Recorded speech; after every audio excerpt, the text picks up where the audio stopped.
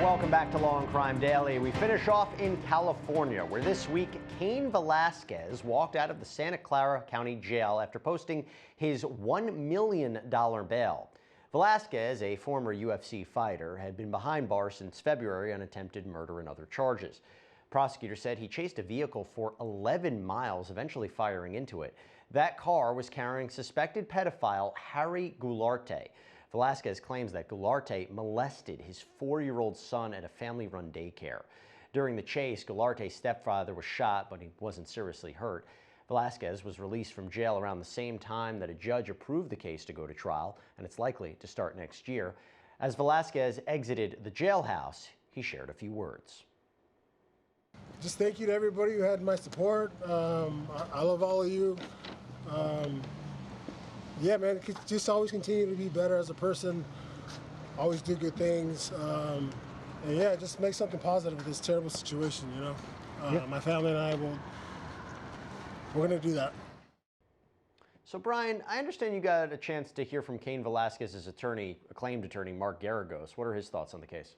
Yeah, so Velasquez is facing serious charges, attempted murder and other gun-related charges for attempting to shoot at the man he believes sexually assaulted his son, his 4-year-old son. Now, we got to speak with attorney Mark Garagos. Before I get into that and what he says, I think, and let me give you a little insight into what I think he believes, that he could win this case with the right jury, and this is why.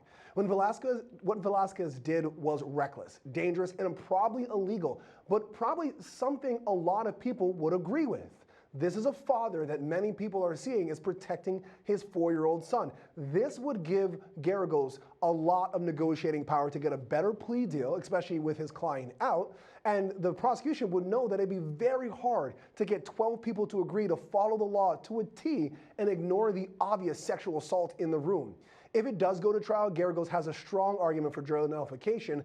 If not for the whole case, then maybe at least for the attempted murder. This could easily also be a mistrial or a hung jury, because if one holdout says, I'm not going to find him guilty, that ruins the prosecution's entire case. If you don't believe me, ask yourself, what would you let a father do to a man who sexually assaulted their child? Find 12 people to agree to the same thing. Now, Garagos seems to know this too, and you could hear it in his interview. I just don't see any indications that this DA's or office has come to their senses. The idea that they were so adamantly and vigorously fighting him going home to his family when they know, and they're the ones who put out there originally the motive behind all of this, to me has been stunning. I mean, how do you say that you're advocating for victims when he's had the allegations are the most horrific that a parent can have to live through? He's bailed out, so everything changes. He's more likely to take this case to trial without the pressure of making this decision while incarcerated. And so if he picks the right jury, he could potentially win. But there also sounds to be a very strong and possible defense, heat of passion defense, something that any lawyer, especially one in Garagos' position with this client, would love to argue in court.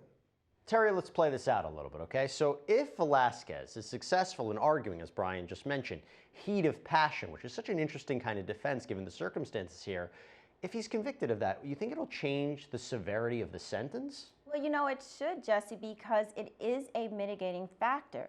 Heat of passion means that you were provoked by the victim. And here, in any other case, this is definitely a provocation, because you have a father whose son was allegedly sexually attacked by this victim who, you know, basically he wasn't shot, but the other person was shot in the car. So I think that if they can argue that it was heat of passion, he'll go easy at the end of the day. The judge is going to go easy on him. He's being charged with 10 different counts: assault, attempted murder, and of course these gun possession charges.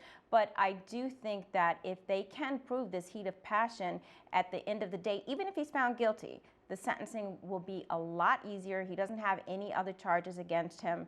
And I do think the judge will take all of that into consideration and give him a much lower sentence. Having said that, one thing I will say, Jesse, I do think he should serve some time. We cannot have vigilante justice like this, and we have to send that message.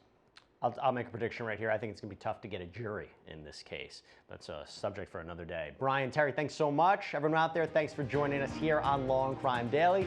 We'll see you next time as we discuss justice in America.